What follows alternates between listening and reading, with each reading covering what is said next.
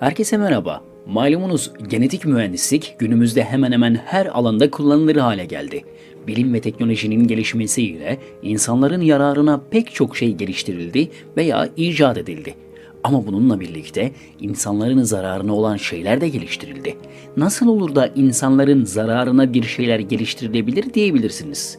Aslında bunun cevabı çok derin. Bu videoya sığmayacak kadar da uzun. Ancak tüm bu cevapları yazmış olduğumuz kitaplarda çok geniş ve kapsamlı bir şekilde bulabilirsiniz. Bu videoda ise çok tartışmalı olan bir konuyu GDO'ları konuşacağız. Hadi başlayalım.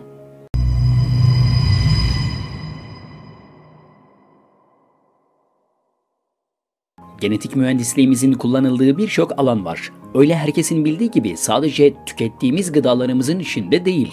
Bununla birlikte insan hayatını yakından ilgilendiren pek çok medikal malzemede de genetik mühendislik kullanılıyor. Sağlık alanında kullanılmasına bilim dünyasının itirazı istisnalar dışında yok.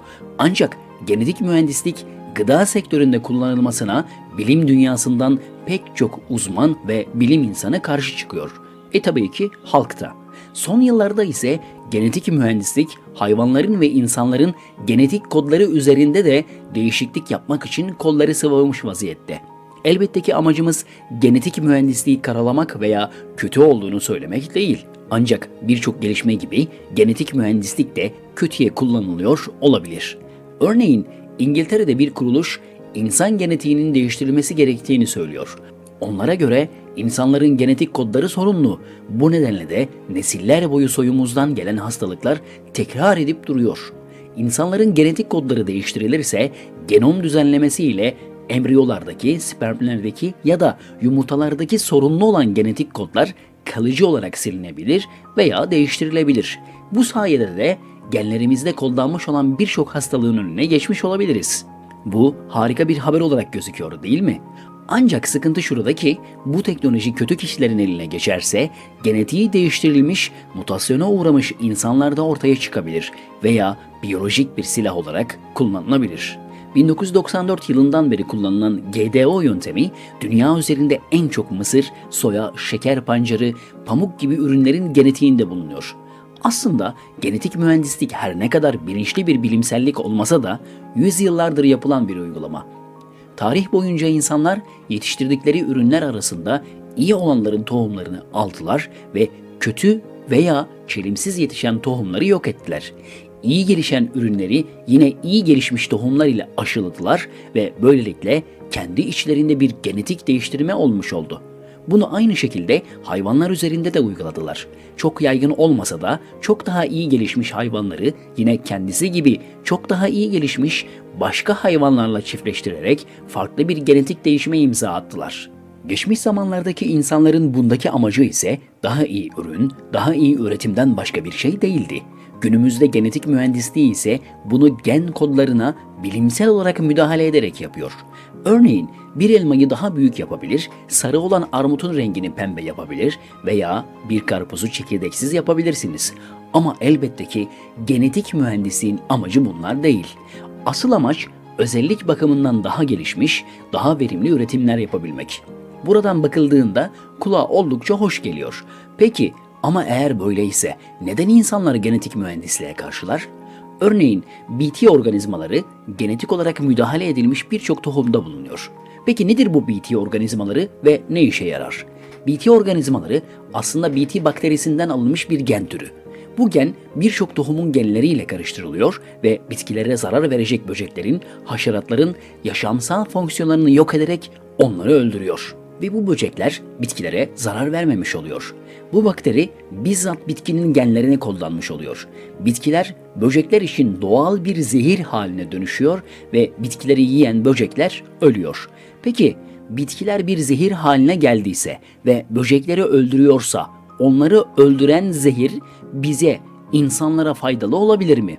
İşte tartışma da tam burada başlıyor. Bazı bilim adamlarına göre tüm canlılar farklı fizyolojik özelliklere sahip olduğundan bazılarına zehir olanlar bazılarına çok faydalı olabiliyor. Örneğin insanlar kahveyi severek tüketirken ve faydalı olduğu bilim insanlarınca da kabul edilirken aynı kahve böcekler için öldürücü bir zehirdir. BT bakterisinin bitki genlerine karıştırılmasını savunan bilim insanlarına göre tıpkı kahve örneğinde olduğu gibi bu bakteri böcekleri öldürürken aslında insanlara hiçbir zararı yoktur. Ayrıca kimyasal ilaçları püskürterek yani zirai ilaçlanma yapılarak bitkilerin ilaçlanması çok daha zararlıdır. Hem bu bitkileri tüketen insanlar için hem de ilaçlamayı yapan insanlar için inanılmaz zararları vardır. Peki eğer öyleyse neden bütün bilim insanları bunu kabul etmiyor ve birçok bilim insanı karşı çıkıyor? Karşı çıkanlara göre sadece BT değil, GDO'ların pek çoğu yani aslında böcek öldürücüler sadece böcekleri öldürmekle kalmıyor. Aynı zamanda arıları, kuşları, kelebekleri ve hatta bazı balık türlerini de öldürüyor. Bazı türlerde ise anında bir ölüme yol açmasa da birçok hastalığa sebep oluyor ve bu da canlı hayatın dahil olduğu ekosistemi yerle bir ediyor. Bununla birlikte toprak üzerindeki organizmalara da zarar verdiği iddia ediliyor. Örneğin doğuda büyük bir öneme sahip olan kral kelebeklerin nesli tükenmek üzere. Çünkü mısırlar üzerinde kullanılan GDO'lar kral kelebekler için ölümcül bir etken taşıyor. Başka bir risk ise GDO'lu tohumların yeniden ekilme yani tohumluluk durumunun yok edilmesi. Bu duruma göre ise GDO'lu tohumlar ekildikten sonra ürünler büyür, büyüdüğünde ise onlardan yeniden tohumlama yapılamaz. Bazı bilim insanlarına göre ise bu durum çok ciddi bir şekilde kıtlığa yol açabilir. Aynı zamanda yeniden tohum vermeyen bu üretim şekliyle siz tohum üretemeyecek olduğunuzdan bir önceki tohumu yeniden almak zorunda kalırsınız. Ve bu tohumu üreten İsrail, Amerika, İngiltere gibi birkaç ülke olduğundan bu ülkelere ekonomik anlamda bağımlı kalmış olacaksınız. Aslına bakarsanız GDO ilk üretilmeye başladığında muhakkak ki insanların faydasına olacak bir hayal ile yola çıkıldı. Örneğin Asya'da çok yoğun şekilde pirinç tüketilir ve ana besin kaynaklarından bir tanesidir. Ancak bu durum A vitamini eksikliğine bağlı körlük oluşturur ve Asya'da körlük vakaları çok sık görülür.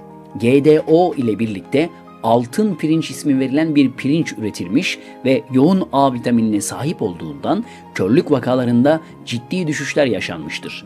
GDO bitkilerde ve hayvanlarda zor iklim koşullarına dayanıklılığın artması veya hayvanlarda et ve süt üretiminin artması için düşünülse de tarımsal alanda kullanılan GDO'ların insan hayatını ve hayvan hayatını tehlikeye attığı da en çok dillendirilen konulardan bir tanesi.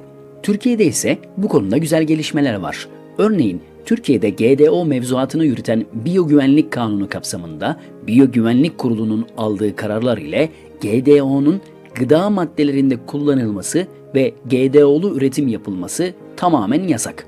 Ancak buna rağmen yurt dışından getirilen pek çok üründe GDO olduğu biliniyor. Yani aslında biraz daha dikkatli ve tedbirli denetimler olması gerektiği aşikar. Umarız daha organik ve alkali bir yaşama dönmemiz için yeni ve kapsamlı adımlar atılır. Yeni videolardan haberdar olmak için lütfen kanalımıza abone olmayı ve zil butonuna tıklayarak bildirimleri açmayı unutmayınız. Görüşmek üzere, hoşça kalın.